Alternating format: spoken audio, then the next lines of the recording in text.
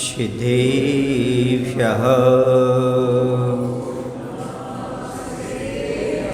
ॐ नमः सिद्धेभ्यः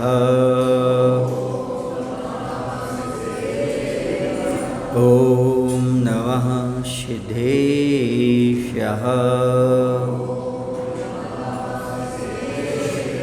कौनिदमुक्कारम् अर्हन्ताणमतहे विसिद्धाणम् आर्यवच्छायाणं लोयम्यैसौसाहुरं लोयम्यैसौसाहुरं बोलिए हिंसा परमो धर्म की।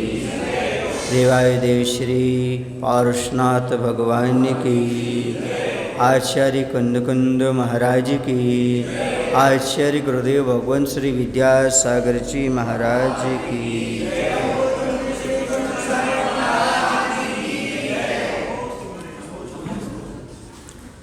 कलियुगी विचारधारा का वर्णन करते हुए आचार्य जी लिख रहे हैं, आखिर कलियुगी विचारधारा क्या है। यहाँ पर सारे रिश्ते पैसे को देखकर होते हैं या रूप को देखकर होते हैं। यहाँ पर प्रेम और श्लोक की ओर नहीं देखा जाता है। यहाँ कलियुग में सब चीज़ें स्वार्थ से प्रेरित होकर के की जाती हैं। परमार्थ की ओर किसी का ध्यान नहीं हुआ करता। यहाँ पर धन को ही प्राण के रूप में माना जाता है, धर्म को नहीं। यहाँ यदि संरक्षण होता है तो मात्र धन का संरक्षण होता है, धर्म का नहीं। ये कलियुग की बलहारियाँ हैं जहाँ पर व्यक्ति सब स्वार्थ प्रेरित होकर के काम करता है, धन को ही सर्वस्व मान करके चलता है, बिना मेहनत के पैसा चाहता है, बिना मेहनत के स्वास्थ्य लाभ चाहता है और अपने को सुधारे बिना दूसरे को सुधारने की भावना बनाता है। इसी का नाम है कलियुग की सोच। जब तक ये सोच बनी रहेगी तब तक समझना कलियुग में जी रहे हैं। इससे ऊपर उठ करके जब सोच हमारी पैसे से हट करके प्रेम की ओर आ जाए, जब स्वार्थ से हट करके परमार्थ की ओर आ जाए, जब हम धर्म को प्राण मानने लगे, धन को नहीं, हम धन को छोड़कर धर्म की कोशिश करें, धर्म को पाने की कोशिश करें, और जहाँ पर हम परिश्रम करके पैसा चाहें, जहाँ हम दूसरे को सुधारे बिना स्वयं को सुधारें, समझो सतयुगी सोच हमारे पास है। यह हमारे लिए समझना आवश्यक है। सतयुगी सोच हमारे अंदर जगाना आवश्यक है। अगली बात यहाँ पर कहा कि लक्ष्मण रेखा का उल्लंघन करने वाला व्यक्ति, चाहे राजा हो चाहे कोई भी हो, उसका दंड तो भोगना ही पड़ता है, नुकसान तो उठाना ही पड़ता है। क्योंकि आग हो, जहर हो, मृत्यु हो या पाप हो, इनके पास पक्षपात नहीं होता। जहर कोई भी खाएगा तो मरेगा, आग में कोई भी हाथ डालेगा तो जलेगा, और निश्चित है एक न एक दिन सबकी मृत्यु आएगी ही आएगी। और जो पाप करेगा वह दुर्गति का बंध करेगा ही, दुख उठाएगा ही। इसमें कोई पक्षपात नहीं चलता। यह जान करके इन सब चीज़ों से बचने का हमें प्रयास करना चाहिए, इनमें हाथ कभी नहीं डालना चाहिए। ये हमारी बुद्धिमत्ता का परिचय होगा कि हम जानते हैं पक्षपात नहीं करते। अभी पक्षपात नहीं करते हैं तो हमारे लिए अपने जीवन का उत्थान निर्माण किस रूप में करना ही समझ लेना चाहिए। आग से हर कोई बचता है, जहर से हर कोई बचता है, मृत्यु से हर कोई बचना चाहता है पर बच नहीं सकता, और पाप से बच सकता है लेकिन पाप से बचना नहीं चाहता। समझ गए? नरक जाने से नहीं बचा जा सकता, लेकिन नरक जाने जैसे काम करने से बचा जा सकता है। और नरक जाने जैसे काम से करने से बच गए तो नरक से अपने आप बच जाओ। मृत्यु से नहीं बचा जा सकता, मृत्यु तो आएगी। अब मृत्यु का सामना कैसे करना ही हमारे ऊपर डिपेंड करता है। हंसते हंसते मृत्यु का सामना करना कि रोते रोते करना है, या मृत्युंजयी बनना है, या मृत्यु को विजयी बनाना है। मृत्यु स्वयं विजयी बने या स्वयं तुम मृत्युंजयी बनो, ये आपके ऊपर डिपेंड करता है। सब दुनिया में जन्म लेते हैं, सबका मरण निश्चित है, लेकिन कौन कैसे मरण करता है। कोई समाधि मरण करता है, अपना कल्याण कर जाता है। ये सब चीज़ें समझने की आवश्यकता है। बहुत सारे चिंतन में वह राजा डूबा हुआ है। मुखमंडल में परिवर्तन देख राजा के मन को विषय बनाया। फिर कुंभकार ने कुंभ की ओर बंकिम दृष्टिपात किया। आत्मवेदी परमर्म भेदी काल मधुर पर आज कटुक कुंभ के कथन को विराम मिले किसी भांति, और राजा के प्रति सदा से व्यक्त हो अपना इसी आशय से। अब यहाँ पर शिल्पी ने, कुंभकार ने तिरछी दृष्टि से घड़े की ओर देखा, क्योंकि घड़ा उपदेश दे रहा था राजा के लिए। तो उस समय उसने, शिल्पकार ने इस प्रकार से दृष्टि से देखा और कहा, सुनो, इतना सब संबोधन उसके मन में आया, मतलब मन में देखते हुए विचार कर रहा है अंदर कि आत्मबोध में कारण, किंतु हृदय को पीड़ा पहुंचाने वाले वचनों को विराम मिले।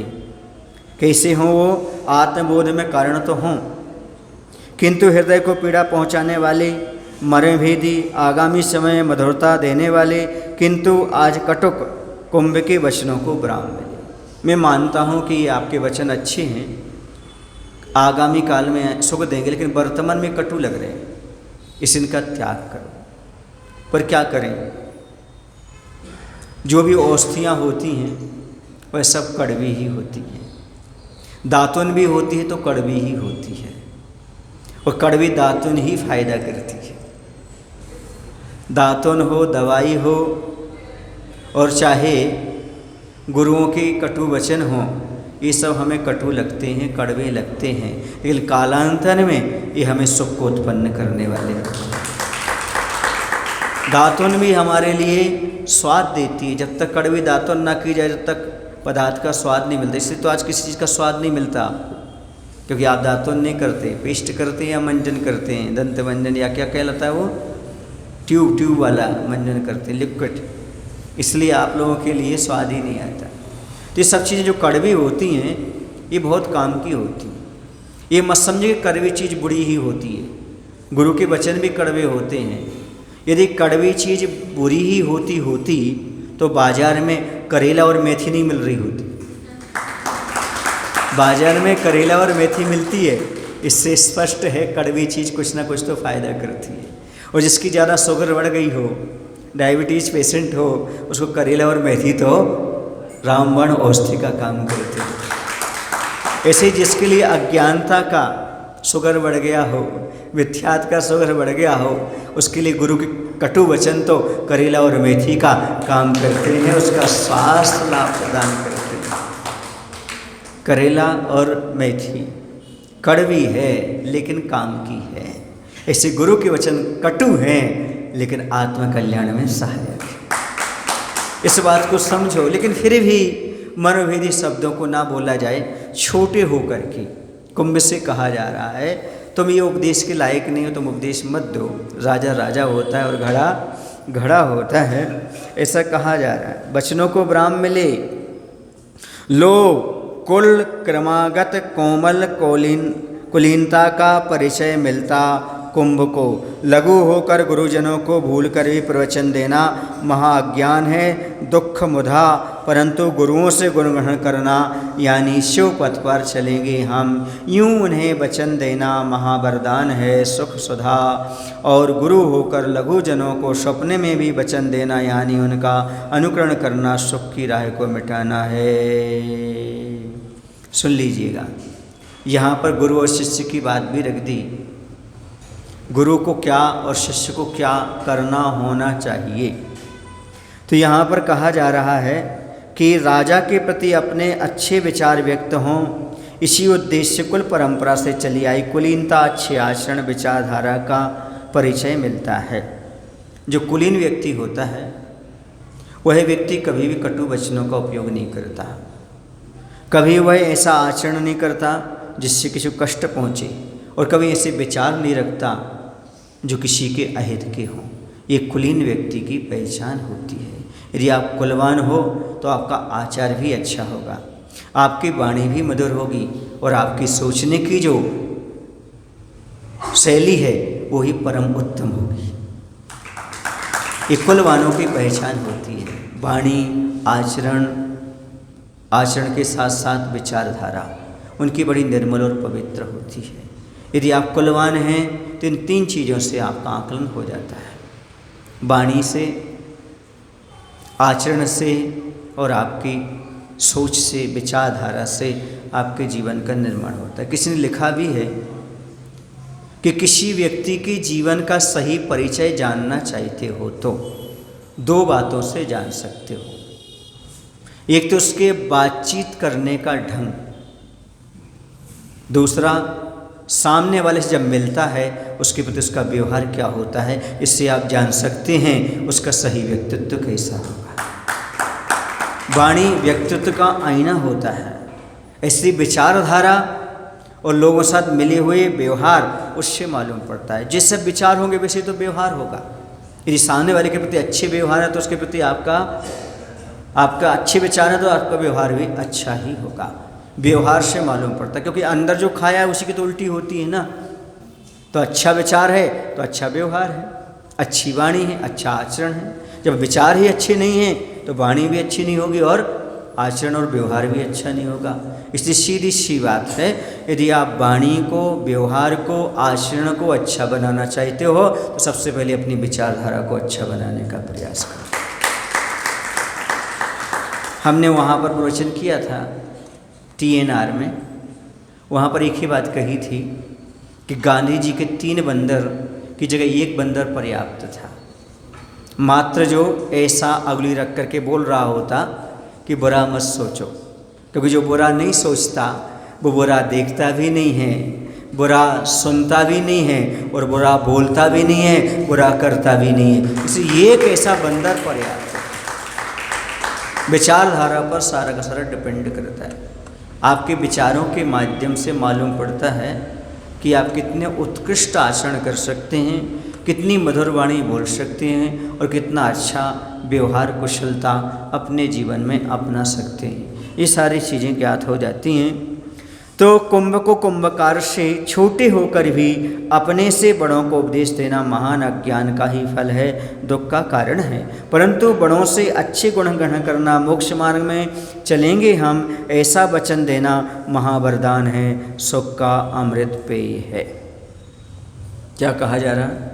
यहाँ पर बहुत अच्छी बात कही जा रही है कि जब कभी हम गुरुजनों के पास जाते हैं, बड़े जनों के पास जाते हैं, तो हमें बड़े जनों के पास पहुंचने के बाद क्या करना चाहिए? उन्हें उपदेश नहीं देना चाहिए, बल्कि उनसे उपदेश ग्रहण करना चाहिए। उन्हें समझाने का प्रयास नहीं करना चाहिए, उनसे समझने का प्रयास करना चाहिए। वो क्या समझाना चाहते उनसे मार्गदर्शन लेने का प्रयास करना चाहिए और उन्हें वचन देना चाहिए कि हे गुरुवर, हम भी आप जैसे मोक्ष मार्ग पर बढ़ने का प्रयास कर रहे हैं, प्रयास करेंगे, हम भी धर्म मार्ग पर बढ़ेंगे, इस प्रकार का काम करेंगे। भूल करके भी कभी भी उन्हें उपदेश देने का निकृष्ट काम नहीं करना चाहिए। बड़ों को उपदेश नहीं दिया जाता, बड़ों से उपदेश तो ग्रहण किया जाता है।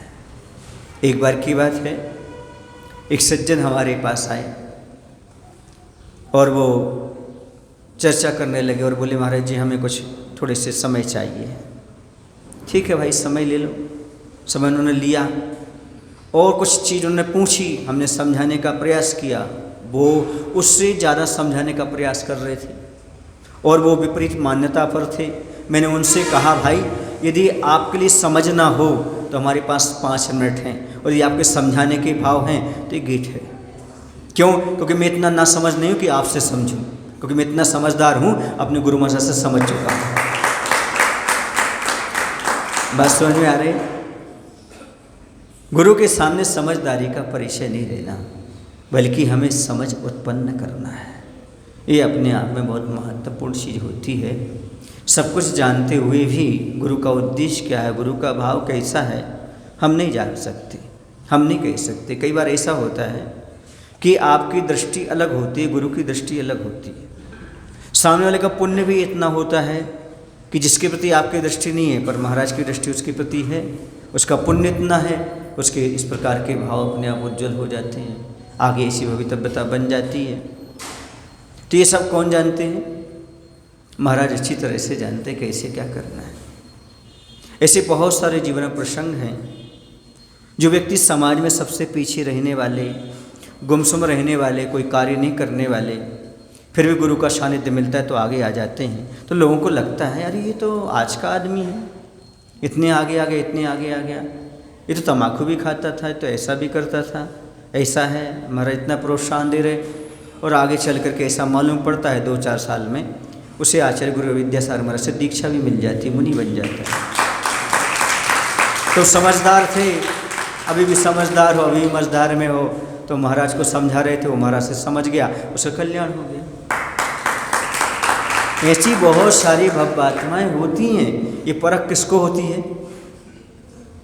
किसको होती है? जैसे पत्थर मूर्ति बन सकते हैं, परख किसको होती है? नहीं, शिल्पकार को। इसमें पत्थर में सोना है, ये किसको ज्ञात होता है? जो सुनार को होता है। ये हीरा, ये किसको परख होती है? जो हीरे को ऐसे कौन कैसे आगे बढ़ के कल्याण कर सकता है, ये परख गुरु महाराज अपने माध्यम से करते हैं, जान लेते हैं किस प्रकार से आगे बढ़ सकता है। इसलिए हमें कभी भी उनकी सोच से अपनी सोच का मेल नहीं करना चाहिए, नहीं सोचना चाहिए। उनकी सोच बड़ी ऊंची होती है, उच्च होती है, ऐसा। इसलिए उनके आगे हमारा कुछ नहीं। अब आगे कहते हैं, गुरु होकर लघुजनों को सपने में भी वचन देना, यानी उनका अनुकरण करना, सुख की राह को मिटाना है। और आगे कहते हैं, बड़े होकर के छोटों को सपने में भी वचन नहीं देना चाहिए।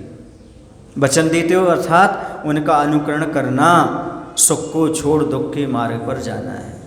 इसलिए आप बड़ों को तो वचन दो, पर बड़ों से कभी कोई वचन मत लो। महाराज आप पे लिए कहो, आप इतने दिन रुकोगे, आप ऐसा करोगे, नहीं, महाराज वचन दे ही नहीं सकते। आप वचन दे सकते हो, महाराज हम आपके साथ रहेंगे, आप जहाँ भी जाएंगे ये करेंगे, वो करेंगे, ये हो सकता है। समझ में आ रहा है?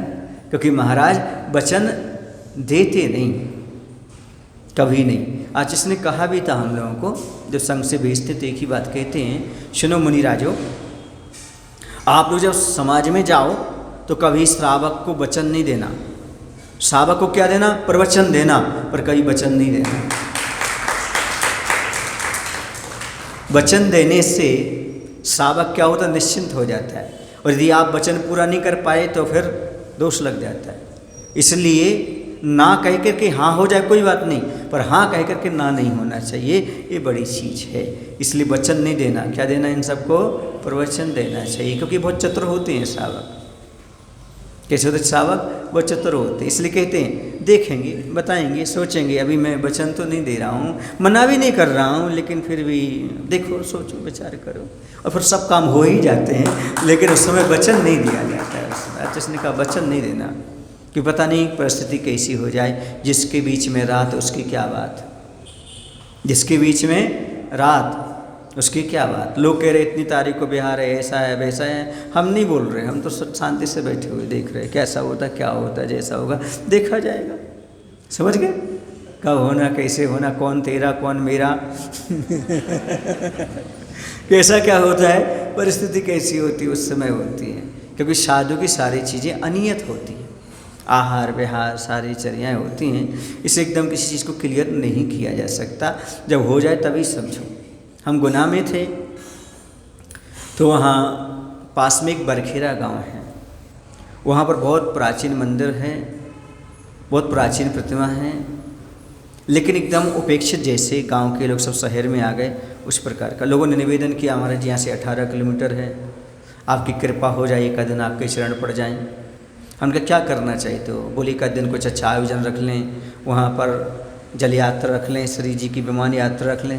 हम कर सकते हो, इसमें कोई बाधा नहीं है, पर हमारा हम कुछ नहीं कह सकते, ऐसा उन लोगों से कहा। कहने के बाद क्या उन्होंने सारा पंपलेट निकाल लिया, सब कुछ कर लिया, कर लिया, आज सुबह सब श्रीफल चढ़ाने आए। मैं कब देखो अभी कुछ नहीं कह सकते, और कल उनका कार्यक्रम है, आज वो श्रीफल चढ़ा रहे हैं। बस सामयिक के बाद वहाँ तो क्योंकि एमपी में कोई ज़रूरत नहीं पड़ती लोगों की, उठाया पीछे कमंडल और निकल गए। आधा किलोमीटर निकल गए तब लोगों को मालूम पड़ा कि महाराज जी बरखेरा की ओर चले गए। समझ रहे हैं आप लोग कि नहीं? फिर पीछे पीछे लोग चले दौड़े आए, सब मालूम तो पड़ गया, लेकिन पीछे चलने के लिए सडनली कौन को पता कि सामयिक बस सीधे चलने के चल दिया। समझ रहे हैं आप लोग कि नहीं? तो वहाँ उनका कार्यक्रम भी हो गया, लेकिन सुबह तक क्या रहा अभी हम कुछ नहीं कह सकते, देखो जैसा होगा करो। समझ गए?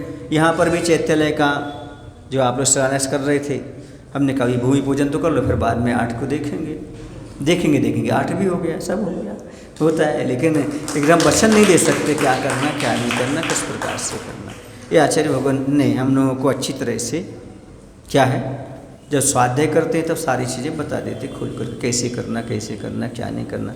पहले से कोई फिक्सिंग नहीं, कहाँ कैसा किस प्रकार से, अपने हिसाब से चलो। सावक फिक्स करेगा, आप वो फिक्स में गिफ्ट कर दो, बात खत्म हो जाएगा, सारी चीज़ें अपने आप परिवर्तित हो जाएंगी। क्यों? क्योंकि हम वचन नहीं दे सकते, तो हमने वचन एक को ही दिया है, वो हमारे आराध्य है, उसको किसी को वचन नहीं देते, किसी से बनते नहीं, अपना काम करते हैं। तो क्यों? क्योंकि ये फिर दुख का मार्ग हो जाएगा, सुख को छोड़ दिया, ये दुख के मार्ग में जाना हो गया।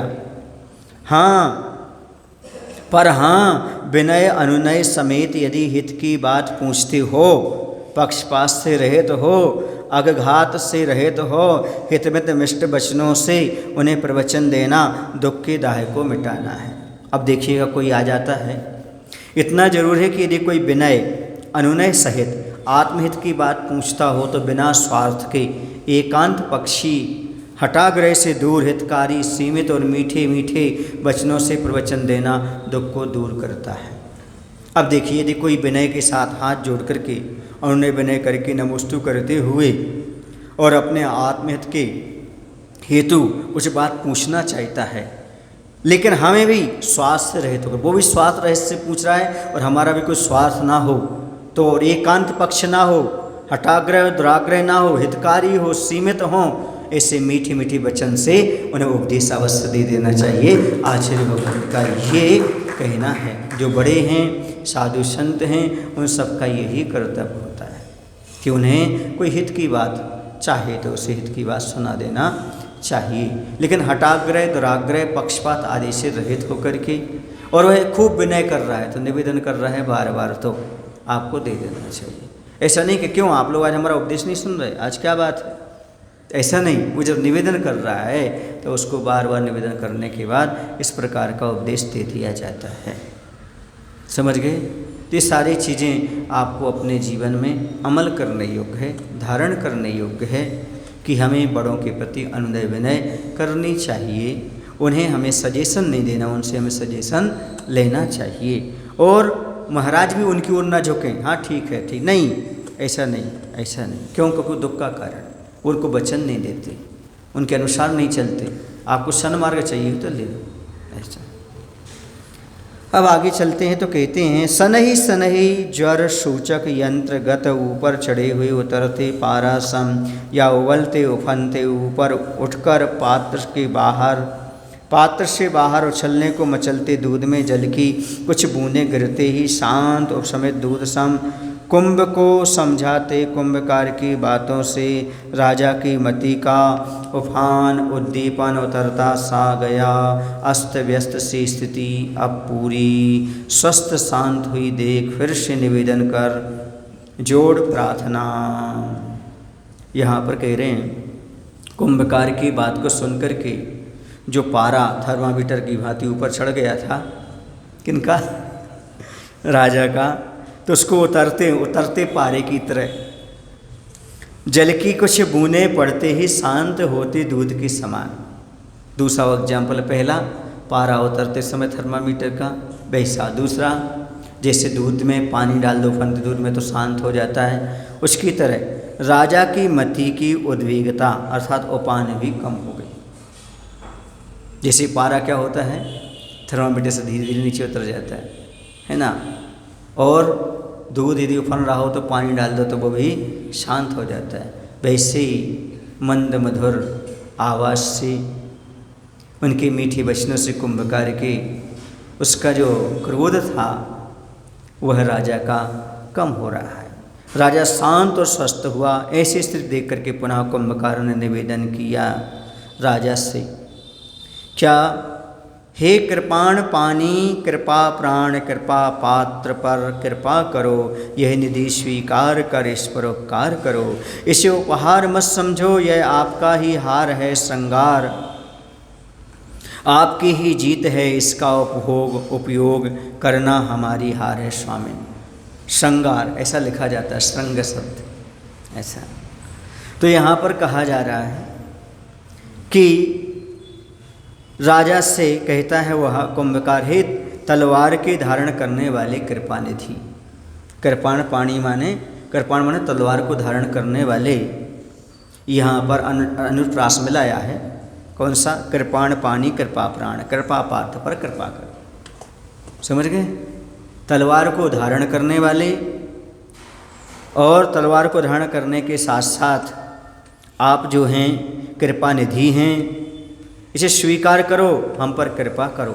इसे उपहार नहीं समझो, ये तो आपका ही श्रृंगार है, माने आपकी ही संपत्ति है। क्योंकि जो भी आसमान में ज़मीन में जहाँ भी जो कुछ भी चीज़ें मिलती हैं वह सब किसकी होती हैं? सरकार की होती हैं, राजा की होती हैं, वह सब आपकी हैं। जीत है, इसका उपयोग करना हमारी पराजय है स्वामिन। इसमें ये आप अपनी हार मत मानो, ये आपकी जीत है, ये उपहार मानो, मैं आपको देना चाहता हूँ। इस प्रकार से कुंभकार ने उनसे निवेदन किया, इसका आप उपभोग करें, उपयोग करें, जैसे चाहें इसका आप उपयोग कर सकते हैं। क्योंकि उसके आंगन में क्या हुई थी? रत्नों की वर्षा हुई थी, वो बात। बोरियों में भरी उपरेल मुक्ता राशि बाहर की ओर झांकती कुंभकार की इस विनय प्रार्थना को जो राजा से की जा रही है, सुनती, देखती और समझ भी रही है। राजा के मन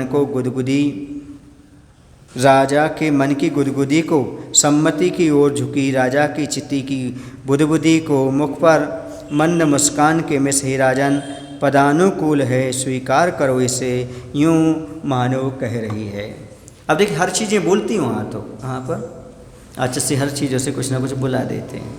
तो वहाँ पर कुंभकार की प्रार्थना को बोरियों में भरी उपरल मुक्ता राशि देख सुन रही है, और राजा के मन की गुदगुदी, गुदगुदी समझते हो, अंदर से प्रसन्नता हो रही, राजा को अच्छा तो लग रहा है, हाँ कुछ चीज़ मिल रही है, तो इस प्रकार से।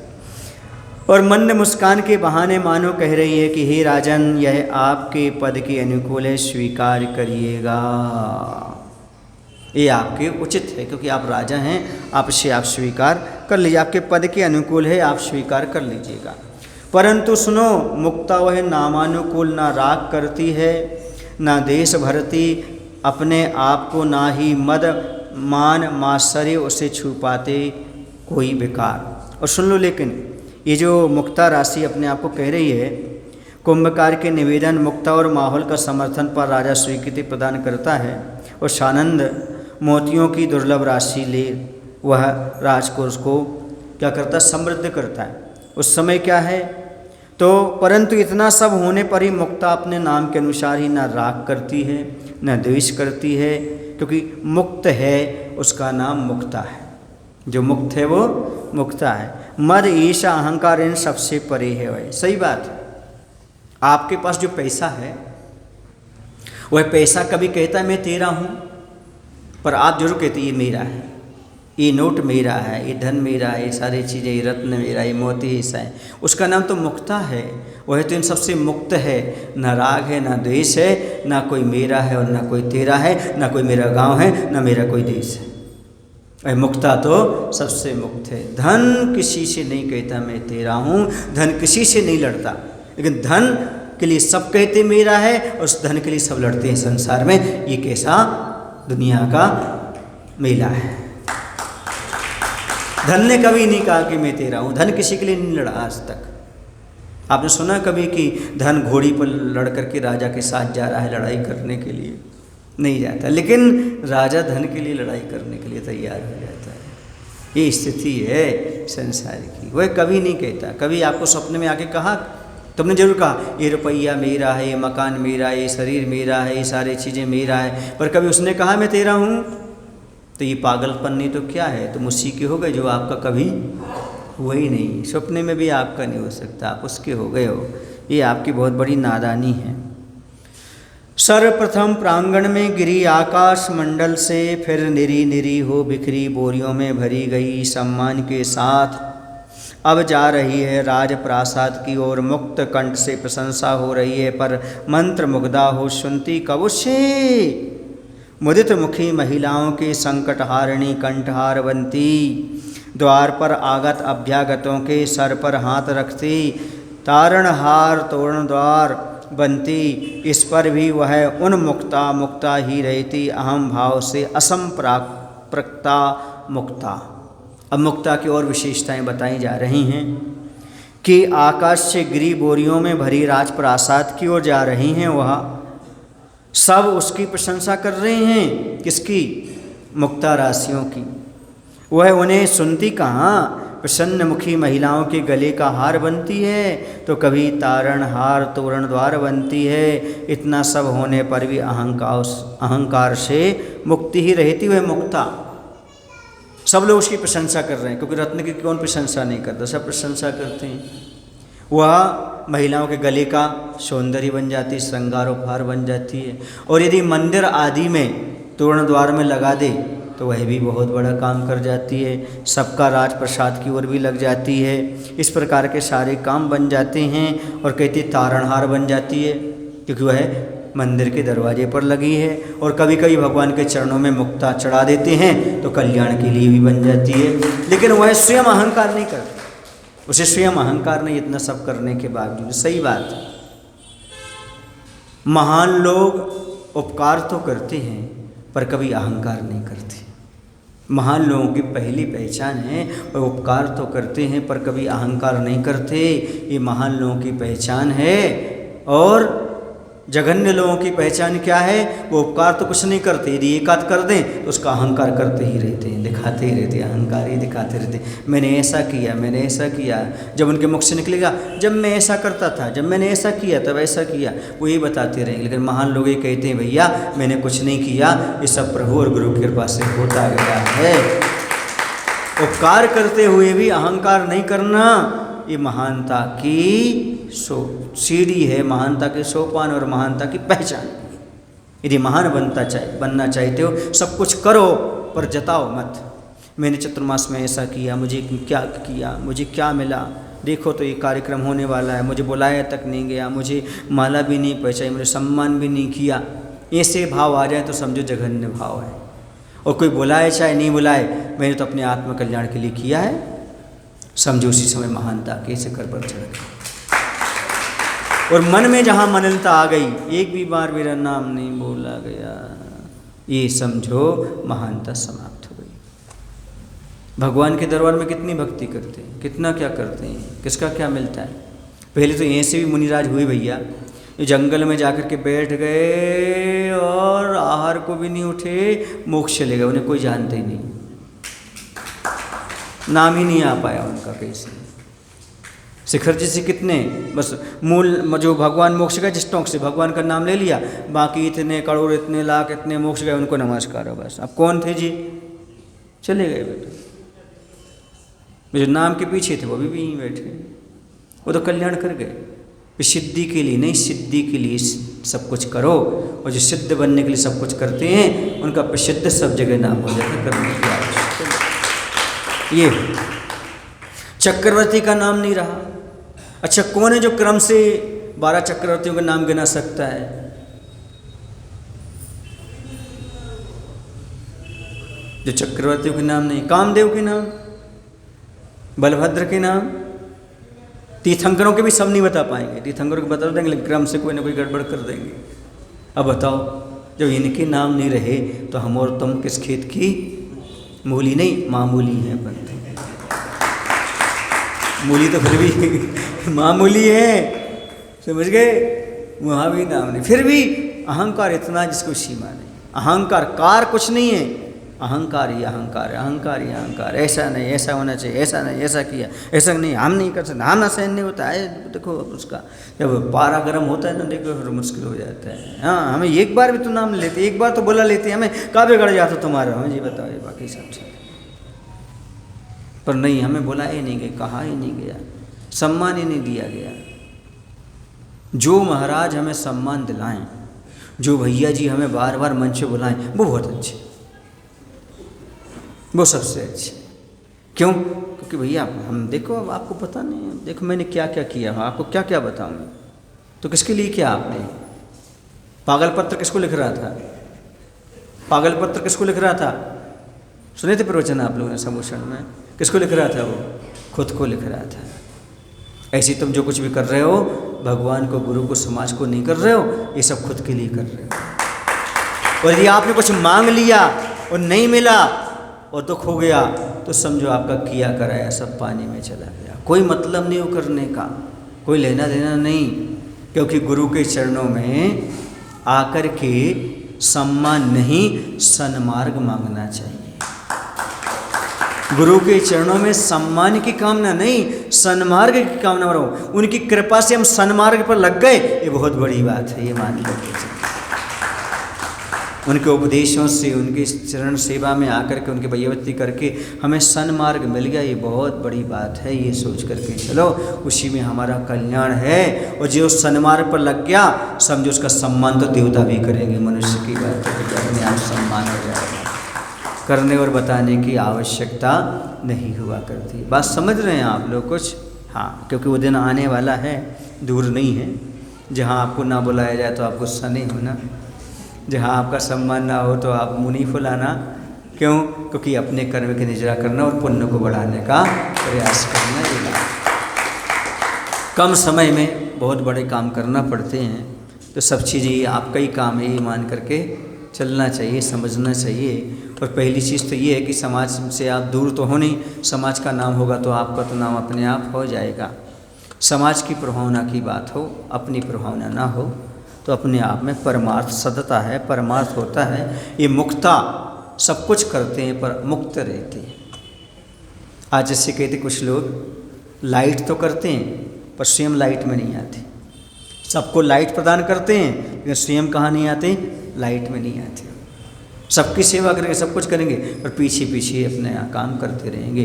कभी सम्मान नहीं चाहते, क्योंकि उन्हें पता है ये सम्मान से कुछ नहीं होने वाला, इनसे कुछ नहीं होने वाला।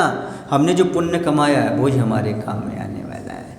सम्मान चाह लिया तो हमें लगता है पुण्य तो कुछ कम हो जाएगा, छट जाएगा, दूर हो जाएगा। जो हमें पुण्य सही मिलना था वो पुण्य नहीं मिल पा रहा है, क्योंकि हमने बीच में कुछ न कुछ मांग लिया। जैसे आपने बैंक में पैसा जमा किया लेकिन बीच में आपने निकाल लिया, फिर क्या होगा? ब्याज आपका उतना कम हो जाएगा, बढ़ ही नहीं पाएगा। वो जो पैसे ही हाथ में आ गया तो क्या है? इसे मांग नहीं करना कभी, ठीक है ना? हाँ, क्योंकि आज वैसे ही मांग नहीं भरती महिलाएं, तो ये भी मांग नहीं करना, ठीक है ना? इस प्रकार से किसी प्रकार की मांग की जरूरत ही नहीं अब तो, ना यहाँ सिर की मांगना और कोई मांग, सब समाप्त सी होते चली जा रही हैं। तो वो मांग भरे ना भरो, भरो या भरो, पर ये मांग मत रखो। समझ रहे? यहाँ की मांग तो चली गई पर यहाँ की मांग बढ़ गई। ये बहुत आश्चर्यजनक हो गई महिलाओं के साथ। तो ये मांग नहीं रखना अपने जीवन में। तो यहाँ पर ये कहा जा रही, सारा काम करते हुए अहम भाव नहीं रखना। कुंभकार के निवेदन, मुक्ता और माहौल के सराहन समर्थन पर विचार करता हुआ राजा स्वीकारोक्ति का स्वागत करता है। सानंद और मुक्ता की दुर्लभ निधि ले राजकोष को और समृद्ध करता है। समझ गए? इतना सब होने पर भी अपने जीवन में अहंकार नहीं है, ये बहुत बड़ी चीज़ है। जिसके जीवन में ये चीज़ आ जाती है, समझो उसने अपने जीवन में बहुत बड़ा काम कर लिया। इसी भांति धरती की धवरिल कीर्ति वह चंद्रमा की चंद्रिका को लजाती सी दशों दिशाओं को चीरती हुई और बढ़ती जा रही है सीमातीत शून्याकाश में। अब प्रकृति की छटा की ओर आचस्य ले जाते हैं और कह रहे हैं, इसी प्रकार धरती की उज्ज्वल कीर्ति चंद्रमा की किरणों को तिरस्कृत करती हुई दशों दिशाओं को पार कर अनंत आकाश में फैलती ही जा रही है। चंद्रमा चाह नहीं रहा था प्रकाश फैले, पर चंद्रमा का प्रकाश फीका पड़ गया और पृथ्वी का बढ़ गया। क्योंकि जो दूसरों से जलते हैं वह चमकते नहीं, जो स्वयं जलते हैं और दूसरों को प्रकाश देते हैं वो चमकते हैं। दीपक स्वयं जलता है अपने लिए, अपने पर, इसलिए प्रकाशित होता है। समझ रहे हैं? दूसरे पर नहीं जलता वो, और स्वार्थी दूसरों से जलता है, इसलिए वह अपने प्रकाश को खो देता है। इस बात को हमेशा याद रखना। हमें किसी की उन्नति को देख करके जलना नहीं चाहिए। दूसरे की उन्नति को देख करके जलने का अर्थ है अपनी उन्नति में ब्रेक लगा देना, अपनी उन्नति में ब्रेक लगा देना।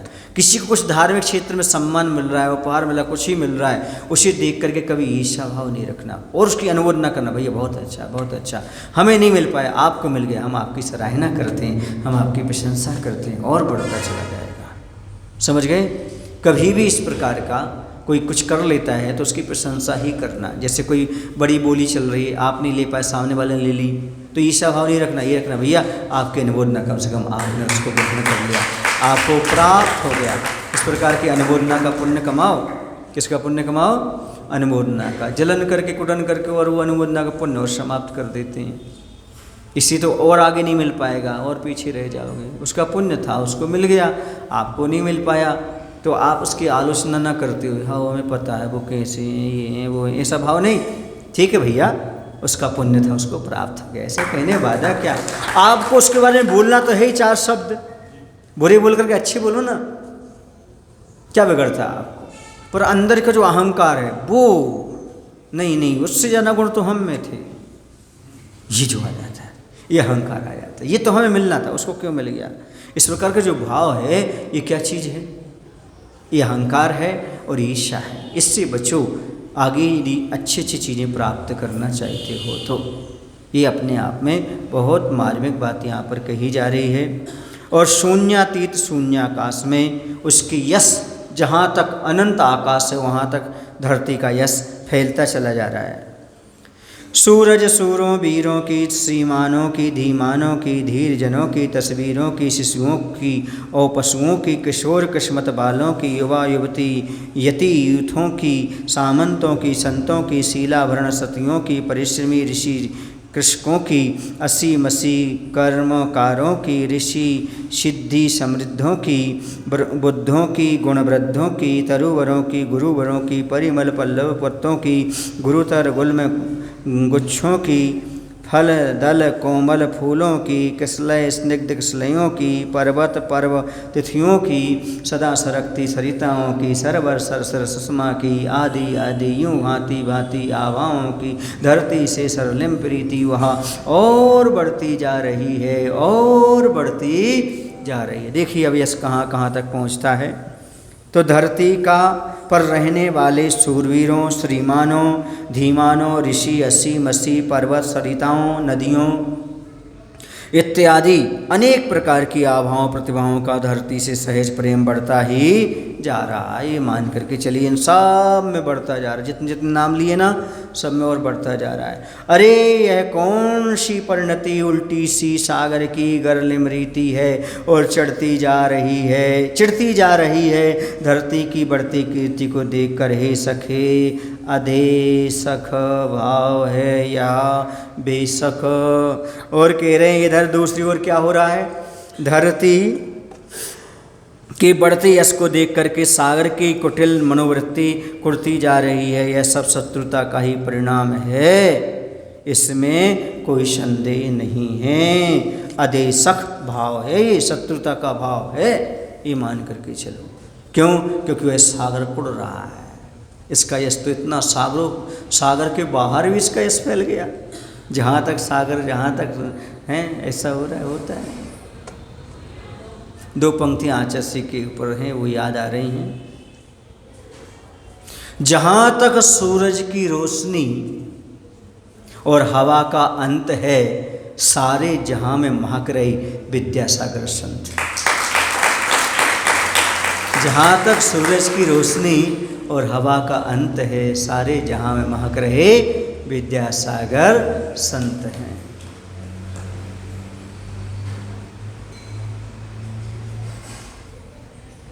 और कुछ आ रहा था, रह गया। वो ये कह रहा था, मैं